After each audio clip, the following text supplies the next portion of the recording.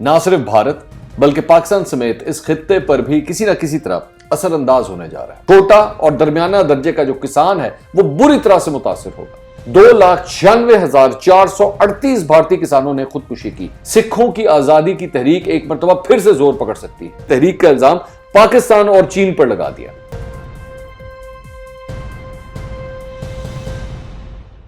السلام علیکم ناظرین، میں ہوں منصور علی خان، اپنے یوٹیوب چینل کے اوپر آپ کو خوش آمدید کہیں گے۔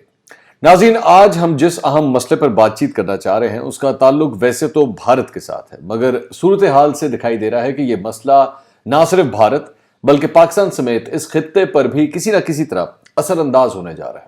جی ہاں، یہ مسئلہ ہے بھارت میں مودی سرکار کے خلاف ہو رہے بھارتی کسانوں کے احتجاج کا۔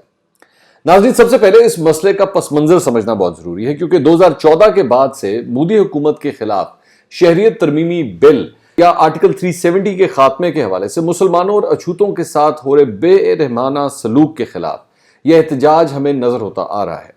مگر اب اس سال ستمبر میں زرعی شعبے کے لیے بنائے گئے قوانین کے خلاف کسانوں کا احتجاج گزشتہ 6 سال میں مودی سرکار کے خلاف سب سے بڑا چیلنج بن کر سامنے آ رہا ہے۔ ناظرین، جیسا کہ آپ جانتے ہی ہوں گے کہ نریندر مودی 2014 کے انتخابات کی طرح 2019 کے انتخابات میں بھی بھارتی کارپوریٹ سیکٹر نے مودی کو کتنا زیادہ نوازا تھا۔ اس کا اندازہ اس بات سے لگایا جا سکتا ہے کہ کارپوریٹ سیکٹر نے 2019 کے انتخابات سے پہلے مودی کی طرف اشتہاری مہم پر 4,343 کروڑ بھارتی روپے خرچ کیے۔ اب آپ صرف فگر دیکھیں، 4,343 کروڑ روپیہ لگایا انہوں نے۔ مودی نے اس کارپوریٹ سیکٹر کی طرف سے کی گئی اس سرمایہ کاری کا صلہ اب اس کارپوریٹ سیکٹر یعنی بڑے بڑے سرمایہ کار، بڑی بڑی کمپنیاں ان کو فائدہ پہنچانے والے قوانین بنا کر دینا شروع کر دیا ہے۔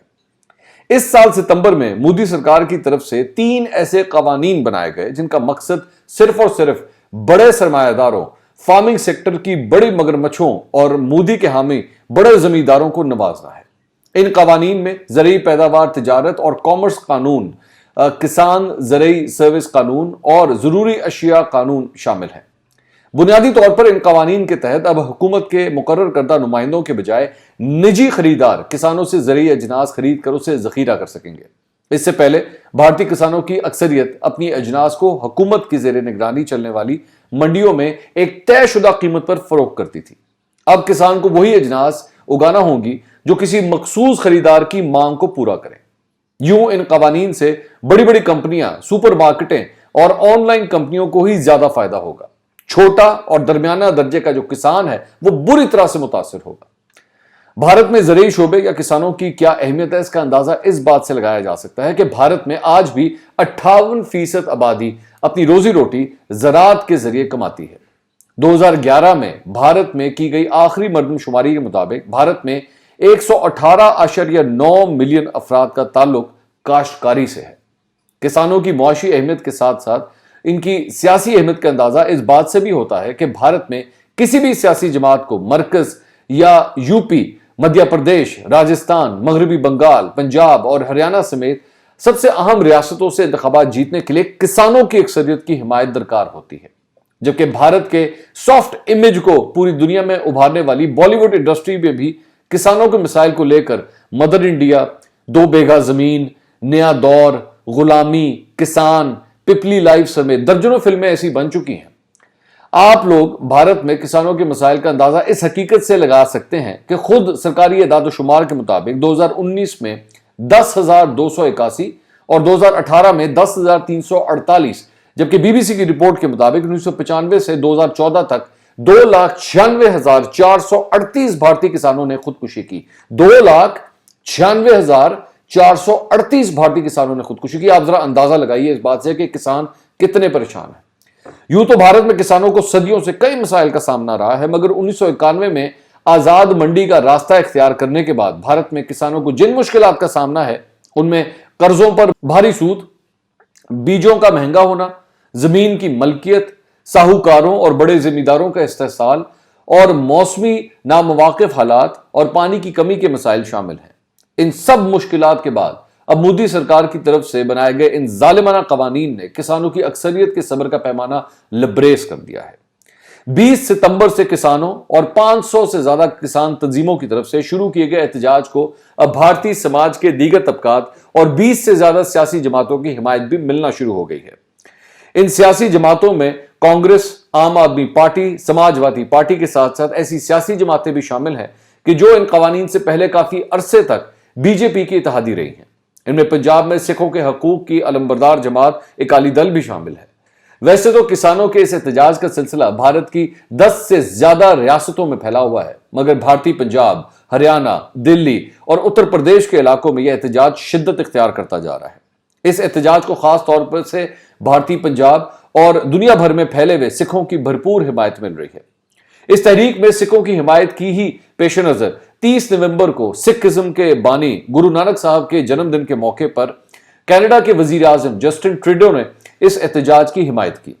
यहां अपने नाज़रीन को यह भी बताना बहुत जरूरी है कि कनाडा, जहां पर 5 लाख से ज्यादा सिख आबाद हैं, वहां पर सिखों की अलग रियासत यानी खालिस्तान की हिमायत करने वाली बहुत सी सिख तंजीमें भी मौजूद हैं। इस तहरीक के बाद माजी में बीजेपी की हामी रह चुकी सिखों के हकूक की अलमबरदार जमात अकाली दल के मोदी सरकार से अलग होने के बाद इस बात की उम्मीद की जा रही है कि भारतीय पंजाब में सिखों की आजादी की तहरीक एक मरतबा फिर से जोर पकड़ सकती है। यही वजह है कि बीजेपी के कई इंतहापसंद रहनुमा इस तहरीक के मुजाहिरीन को खालिस्तानी होने का इल्जाम देना शुरू हो चुके हैं, जबकि मोदी सरकार के एक वजीर ने तो हद ही कर दी और मोदी सरकार की तरफ से बनाए गए इस किसान दुश्मन कवानीन के खिलाफ चल रही तहरीक का इल्जाम पाकिस्तान और चीन पर लगा दिया।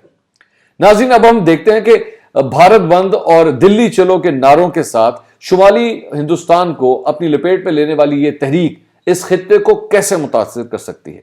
जैसा कि इस वीलॉग के शुरू में मैंने आपसे जिक्र किया था कि 2014 से 2020 तक मोदी सरकार को कई छोटे बड़े चैलेंजेस का सामना रहा है, मगर अब किसी मजहब, रंग, नस्ल और जबान से बालातर होकर चलने वाली यह किसान तहरीक मोदी सरकार को नाको चने चबा रही है और मोदी अपनी फैशिस्ट और इंतहा पसंद सोच पर चलते हुए भारत की इस दाखिली तहरीक से दुनिया की तवज्जो हटाने के लिए बैरूनी महाज का सहारा ले सकता है।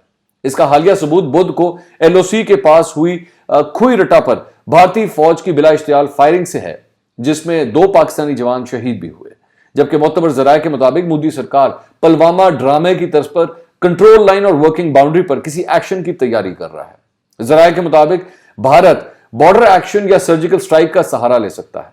इस हवाले से भारतीय जारियत का मुंह तोड़ जवाब देने के लिए पाकिस्तानी फौज को भी हाई अलर्ट कर दिया गया है।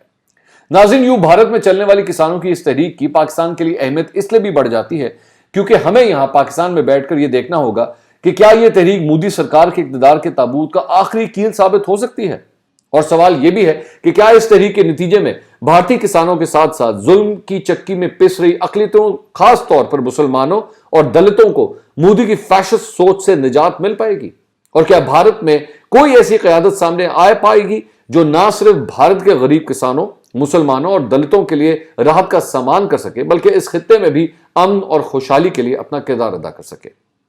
अपने वीलॉग से अब तक के लिए इतना ही। हमारे चैनल को सब्सक्राइब करना मत भूलिएगा और बेल आइकन जरूर प्रेस कीजिएगा और अपने फीडबैक से हमें जरूर आगाह कीजिएगा। अल्लाह हाफ़िज़।